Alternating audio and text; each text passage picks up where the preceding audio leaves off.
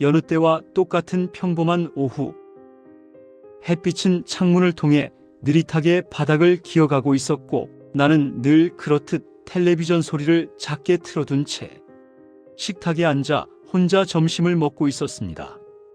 아내가 떠난 지도 벌써 3년이 넘었습니다. 처음엔 집이 너무 조용해서 힘들었는데 요즘은 이 조용함에 익숙해져 있었습니다. 아들은 일주일에 한 번쯤 전화를 합니다. 바쁘다며 짧게 안부만 묻고 끊습니다. 그래도 괜찮았습니다. 살아있다는 것만으로 충분했으니까요. 그때였습니다. 전화벨이 울렸습니다. 나는 잠시 망설이다 수화기를 들었습니다. 요즘엔 모르는 번호로 오는 전화가 많았기 때문입니다. 하지만 다음 순간 그 망설임은 너무도 쉽게 무너졌습니다. 아버지, 그 목소리 때문이었습니다. 아버지, 저예요? 목소리는 분명 내 아들이었습니다. 틀릴 리가 없었습니다. 20해 넘게 들어온 목소리였습니다. 어릴 때 감기에 걸렸을 때 코맹맹이 소리, 군대에서 처음 전화를 걸어왔을 때의 낮고 조심스러운 톤, 회사에 들어가고 나서 바빠진 뒤에 짧고 단정한 말투, 그 모든 것이 전화기 너머에서 그대로 흘러나오고 있었습니다. 아버지, 지금 통화 괜찮아요? 나는 괜찮다고 대답했습니다. 왜냐하면 아들이 전화하는 건 언제나 괜찮은 일이었으니까요. 아버지, 회사에서 잠깐 문제가 생겨서요. 아버지한테만 말씀드릴 수 있어서요. 아들의 말투였습니다. 아버지한테만이라는 말은 나를 늘 기분 좋게 만들었습니다. 그런데 아들이 갑자기 돈이 필요하다고 했습니다. 얼마나 필요하냐? 전화기 너머에서 잠시 숨을 고르는 소리가 들렸습니다. 3천만 원이요. 순간 심장이 쿵 내려앉았습니다. 그게 지금 바로 필요해요. 왜 그렇게 급하냐? 경찰이 엮인 문제라. 지금 설명하면 더 복잡해져요. 이상했습니다. 아들은 평소 경찰 이야기를 꺼내는 걸 몹시 싫어했거든요. 하지만 목소리는 너무도 같았습니다. 아버지, 저 믿으시죠? 그 한마디에 모든 의심이 멈췄습니다. 나는 통장을 꺼냈습니다. 아내가 살아있을 때부터 한 푼, 두 푼 모은 돈이었습니다.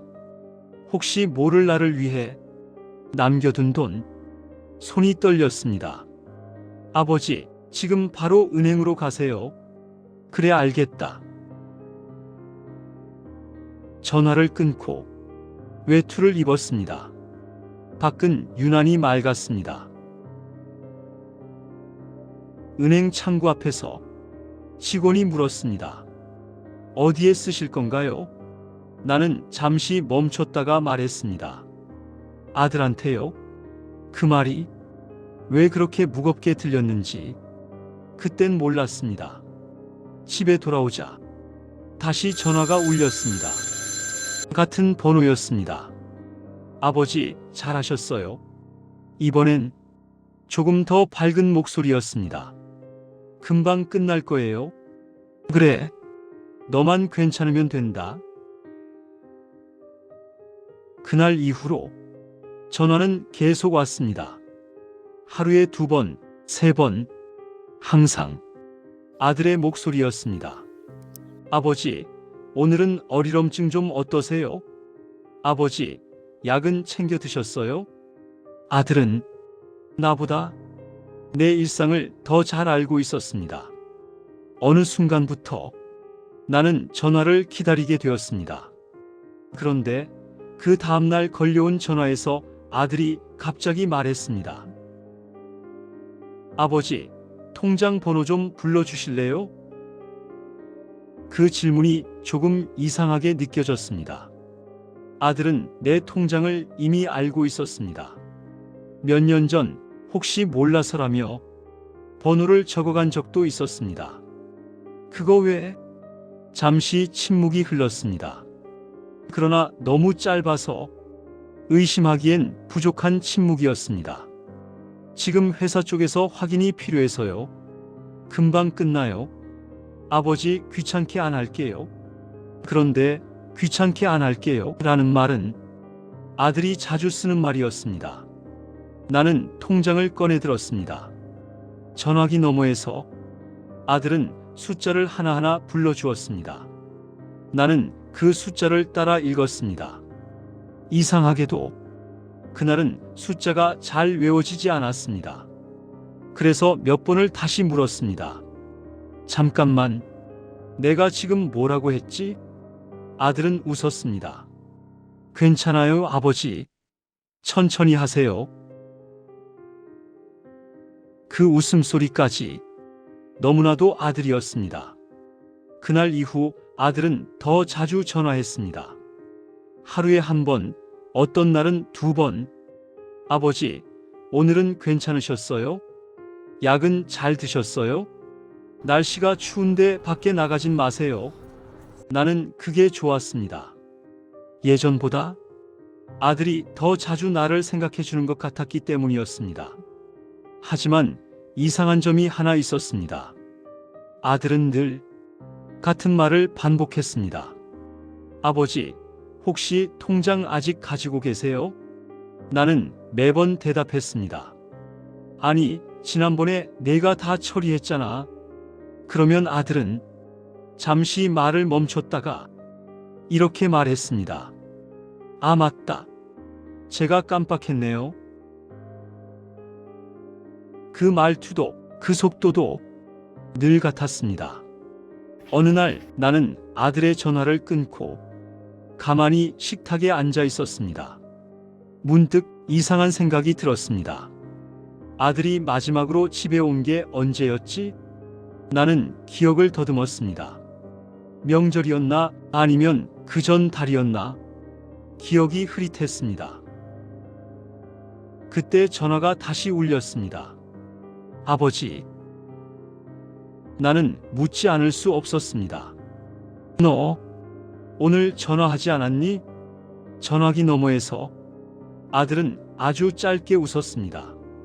아버지, 제가 오늘 회사 일 때문에 얼마나 바빴는데요.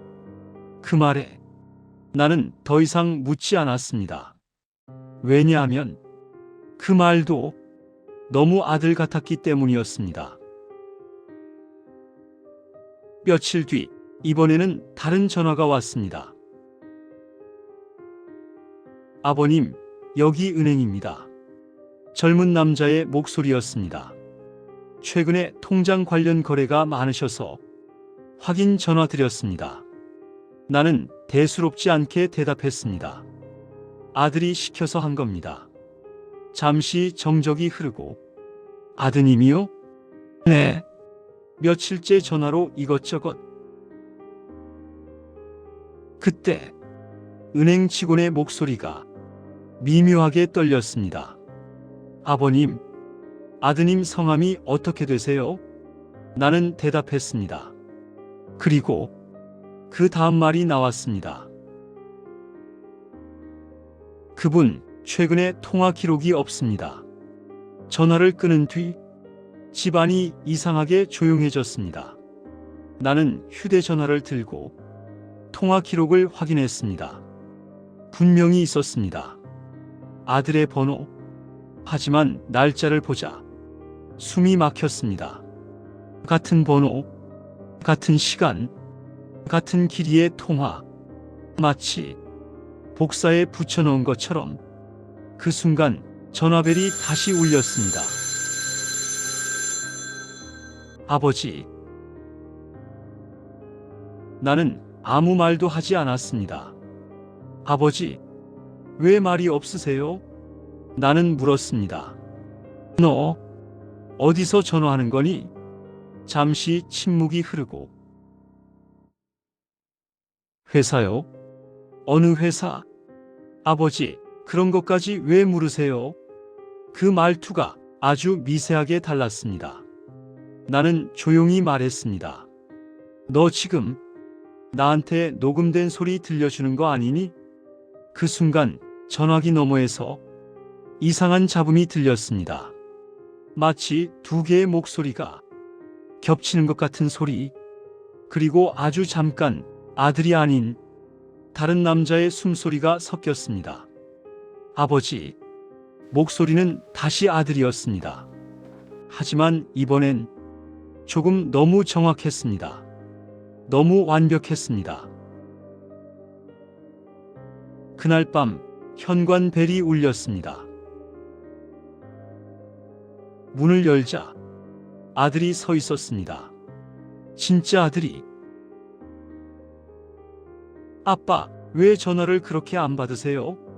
나는 아무 말도 하지 못한 채 아들의 얼굴을 바라봤습니다. 그리고 물었습니다. 너 요즘 나한테 매일 전화 안 했니? 아들의 표정이 굳어졌습니다. 아버지, 전 오늘밖에 전화 못 드렸는데요. 아들은 내 휴대전화를 보며 말했습니다. 이 번호 제가 쓰는 번호 아니에요. 그 순간 머릿속이 하얘졌습니다. 그동안 들었던 목소리, 위로의 말, 걱정, 친절, 그 모든 것이 아들의 목소리였다는 사실만으로 나는 믿어버렸습니다. 아들은 조용히 말했습니다. 아버지, 요즘은 목소리도 똑같이 만들어낼 수 있대요. 그날 이후 전화벨 소리가 나면 나는 수화기를 들지 못합니다. 왜냐하면 이제 나는 압니다. 아들과 똑같은 목소리로 나를 속일 수 있다는 것을요. 그리고 아직도 가끔 전화가 옵니다. 아버지, 그 목소리는 여전히 내 아들과 똑같습니다. 그리고 오늘도 난 걸려오는 전화기를 바라봅니다.